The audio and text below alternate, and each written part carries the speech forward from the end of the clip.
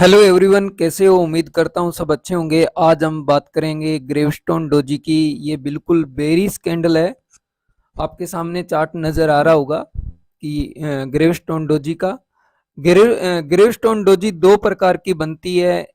एक का छोटा सा विक बाहर होता है और एक की पूरी बॉडी डाउन साइड में होती है। छोटा सा विक बाहर होगा और एक की पूरी बॉडी ऐसे होती है। आप देख सकते हैं, मैंने यहाँ पे ग्रेवस्टोन डोजी लगा रखी है। एक में इसकी शैडो बहुत बड़ी है और छोटी सी शैडो नीचे है और बॉडी छोटी सी ऊपर साइड में है। छोटी सी नीचे वीक निकली है और ऊपर भी बड़ी सारी वीक है। ठीक है, ये बेरीज कैंडल है।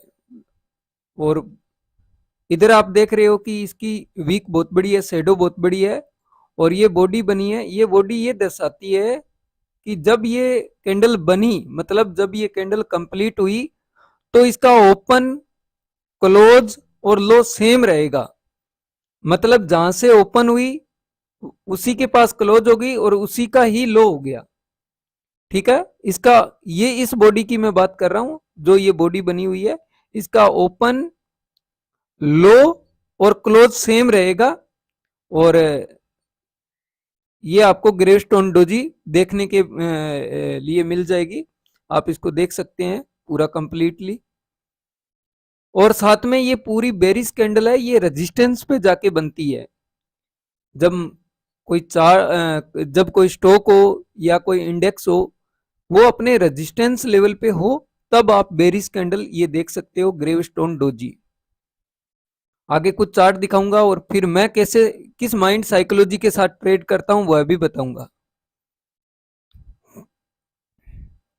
अब यहाँ पे आप देख सकते हैं, मार्केट बिल्कुल रेजिस्टेंस को फेस कर रहा है और रेजिस्टेंस के पास ये जाके ग्रेवस्टोन डोजी बनी है। ये अप ट्रेंड के बाद बनती है, मतलब एक अच्छा अप ट्रेंड हो, अप ट्रेंड के बाद मार्केट रेजिस्टेंस पे जाना चाहिए और रेजिस्टेंस के पास जाके ये ग्रेवस्टोन डोजी बनती है। बहुत अच्छा काम करती है। इसके हाई का हमारा स्टॉप लॉस होता है। इसके नीचे जैसे ही कैंडल क्लोज हो जाती है, हमारी एंट्री हो जाती है। या इसके नीचे 2 से 4 मिनट ट्रेड, स्टॉक या इंडेक्स, जो भी आप कर रहे हो ट्रेड, उसको 2 से 4 मिनट यहाँ पे रुकना चाहिए। उसके बाद में ये क्लोज इसी के नीचे हो जाता है तो आपकी एंट्री हो जाती है। देखो यहाँ पे कैंडले बनी है और इसकी कंडीशन एक है कि इसको बनने के बाद में, इसके इस कैंडल को बनने के बाद में 3 से 4 कैंडल में ये एक्टिव हो जाना चाहिए। इसमें 6-7 कैंडलें ऐसे बनती रहे, फिर ये जाके इसके लो के नीचे आए, तब ये हमारे लिए इनएक्टिव है। इसकी कंडीशन यही है कि 3 से 4 कैंडलों के बाद ब्रेकआउट मिल जाना चाहिए। यहाँ पे ज्यादा टाइम नहीं बिताना चाहिए मार्केट, नहीं तो फिर ये हमारे लिए इतना अच्छा वर्क नहीं करेगी। ठीक है, और ये चीजें मैं आपको लिख के भी समझा दूंगा लास्ट में। जो मेरा फीडबैक है वो मैं लास्ट में दूंगा कि मैं इस कैंडल को कैसे ट्रेड करता हूँ। आगे चलते हैं, एक और चार्ट देखते हैं। ये देखिए, एक अप ट्रेंड था और अप ट्रेंड बिल्कुल रेजिस्टेंस पे जाके ये ग्रेवस्टोन डोजी बनी है, जिसका ओपन लो सेम है, ओपन लो क्लोज सेम है। और इसके नीचे जैसे ही कैंडल कोई क्लोज होती है, हमारी एंट्री हो जाती है और ये स्टॉप लॉस होता है। टारगेट हमारा जिस टाइम फ्रेम में हम ट्रेड उठा रहे हैं, उस टाइम फ्रेम के अंदर हमारा 80 से 85% का हमारा टारगेट रहता है। वो सारी चीजें मैं बता दूंगा। ये आपको नजर आ गया चार्ट। अब और भी चार्ट देखते हैं अपने। ये देखिए, इसको मैं थोड़ा जूम कर लेता हूं, आपको क्लियर होगा।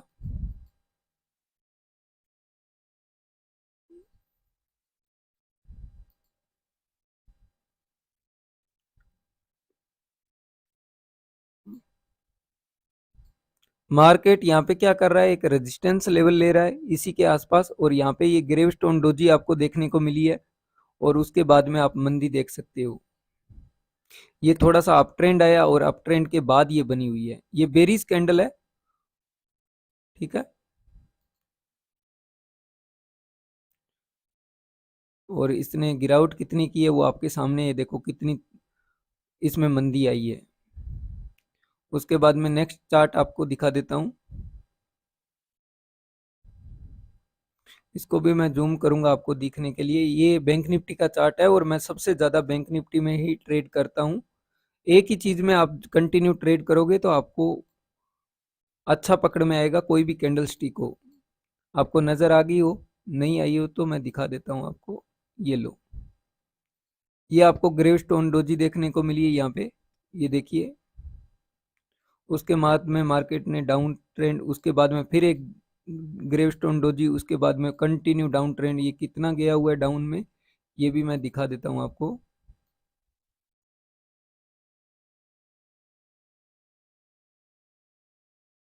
ये देखो कंटिन्यू कितना डाउन गया हुआ है।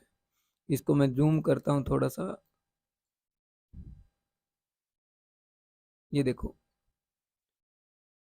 ये ये पावरफुल कैंडल है, बहुत ज़्यादा पावरफुल कैंडल है।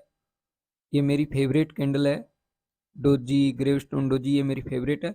अब देखो जैसे ही एंट्री मिली यहाँ पे, हमने टारगेट बुक कर लिया, दोबारा एंट्री मिली, वेट करो, आपको बहुत बड़ा टारगेट मिलेगा इसका।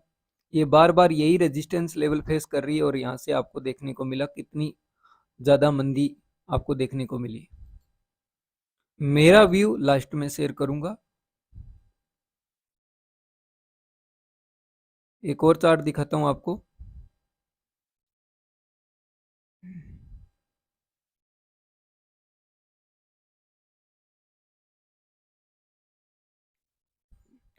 इसका एसल थोड़ा सा आपको ऊपर रखना पड़ता है, ये देख सकते हो ग्रेवस्टोन डोजी।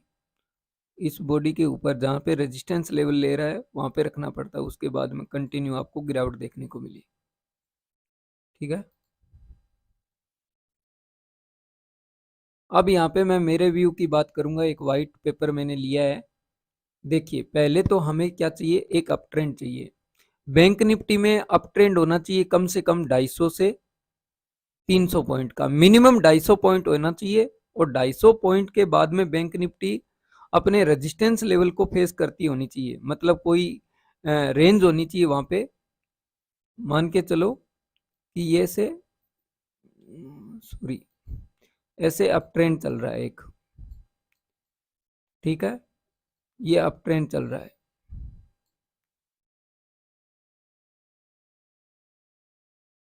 ठीक है,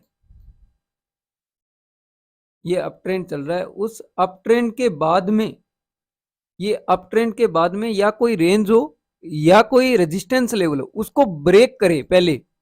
और ब्रेक करने के बाद में जो जब उसकी क्लोजिंग हो तो उसी रेजिस्टेंस पे आके बने, तब मैं इसको ट्रेड लेता हूं। जैसे इस रेजिस्टेंस को ब्रेक करने के बाद में यहाँ ग्रेवस्टोन डोजी बन जाती है।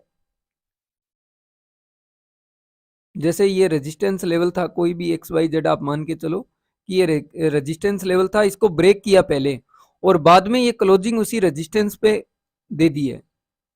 तो उसके बाद में नेक्स्ट जो कैंडल क्लोज होगी, यहाँ पे 2 या 3 कैंडल का वेट करना है। अगर आपको ब्रेकडाउन मिल जाए तभी आपने एंट्री लेनी है। यहाँ 2 या 3 कैंडल पे ही, जैसे ये नेक्स्ट तीसरी कैंडल आपको एंट्री दे देती है तो आप ले सकते हो। यानी कि 5 से ज्यादा कैंडल का यहाँ पे वेट नहीं करना है, 2 या 3, ज्यादा से ज्यादा 4। चौथी कैंडल भी एंट्री दे दे तब भी चलता है। अब इसके नीचे जैसे ही कैंडल क्लोज होती है आपकी एंट्री हो जाएगी, और इसका हाई जो होगा वो आपका स्टॉप लॉस हो जाएगा। टारगेट जितनी तेजी हुई है, ये जो तेजी हुई है 250 पॉइंट की तेजी हुई है, तो इसका 80% आप फर्स्ट टारगेट लेके चलोगे, 80%। सेकंड टारगेट आप 90% लेके चलोगे। ठीक है, यहाँ पे आपको 80% पे अपना 75% बुक कर लेना है प्रॉफिट। ठीक है, यहाँ पे क्या कर लेना है, 80 से 75% प्रॉफिट बुक कर लेना है। ठीक है, डेली चार्ट में अगर आप देख रहे हो बैंक निफ्टी में, तो 4 दिन का कम से कम अप ट्रेंड होना चाहिए, उसके बाद में बने तो ये बहुत अच्छा वर्क करती है। इंट्राडे में देख रहे हो 250 से 300% होना चाहिए। निफ्टी में अगर आप देख रहे हो तो निफ्टी में कम से कम 120 से 150 पॉइंट का अप ट्रेंड होना चाहिए, उसके बाद में बननी चाहिए और रेजिस्टेंस पे जाके बननी चाहिए। या कोई रेंज हो, मान के चलो कि यहाँ पे एक रेंज बनी हुई है, मार्केट ने क्या किया, पहले क्या किया, तेजी की, और तेजी करने के बाद में यहाँ रेंज बनाई, और उस रेंज को ब्रेक करके फिर ये नीचे यहाँ पे ग्रेवस्टोन डोजी यहीं पे, यानी कि यहाँ पे ट्रेप कर दिया लोगों को। पहले तो इस रेंज का ब्रेकआउट किया और बाद में यहीं पे आके क्लोज होगी वही कैंडल, ये बहुत अच्छा वर्क करेगी। ठीक है, मैं इसको कैसे ट्रेड करता हूं, मेरी साइकोलॉजी यही है कि मैं क्या करता हूं, पहले एक डाउन ट्रेंड देखता हूं। मैं बेरिस की कैंडल में पहले क्या देखूंगा, डाउन ट्रेंड। मेरे लिए ये डाउन ट्रेंड चल रहा है, ठीक है, ये डाउन ट्रेंड चल रहा है। जब मंदी हो रही होती है ना, तब सपोर्ट काम नहीं करते और रेजिस्टेंस काम करता है। और जब तेजी हो रही है तो रेजिस्टेंस काम नहीं करते, सपोर्ट काम करता है। आपको बस मंदी या तेजी में पार्टिसिपेट करना है। अब ये क्या था, एक डाउन ट्रेंड है, और डाउन ट्रेंड के बाद में थोड़ा सा अप ट्रेंड चाहिए मुझे, थोड़ा सा अप ट्रेंड चाहिए मुझे।